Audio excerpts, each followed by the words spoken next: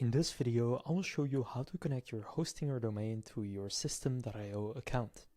To do this, first go and open up System.io, and in the top right, go to your profile and then Settings. Now in the left menu, click Custom Domains. Here click Add Domain, and you want to go and add the domain. Now you need to know that you can do either www.yourdomain, which will just be the standard one, or you can do something like blog.yourdomain or app.yourdomain, store.yourdomain, whatever else you want to do. For this example, I'm just going to do the normal www and then my domain. Then from there, click Save. It will then give you some DNS records that you need to add to your hosting or domain, and I'll show you how to do that. So these right here are the DNS records. Now where most people go wrong is they copy this entire section. Instead, you only want to copy what's in front of the first dot. So where it says dot, your domain, everything in front of that.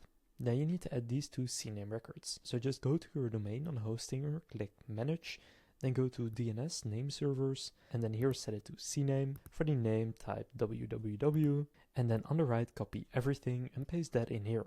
Now I've already added this one, so I'm not going to do this again. Now from there, you want to click Add Record, and do the same thing with this one. So take everything in front of the first dot, so that's this part.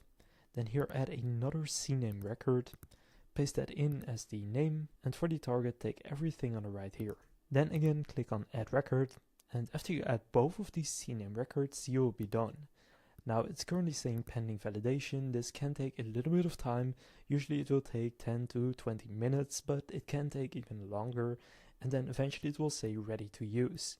But if you added it exactly as I showed you, then you did it correctly, and you just need to wait for a little bit, and you can then use this domain, connect it to your funnels, your websites, etc. So now you know how to connect your hosting or domain to System.io.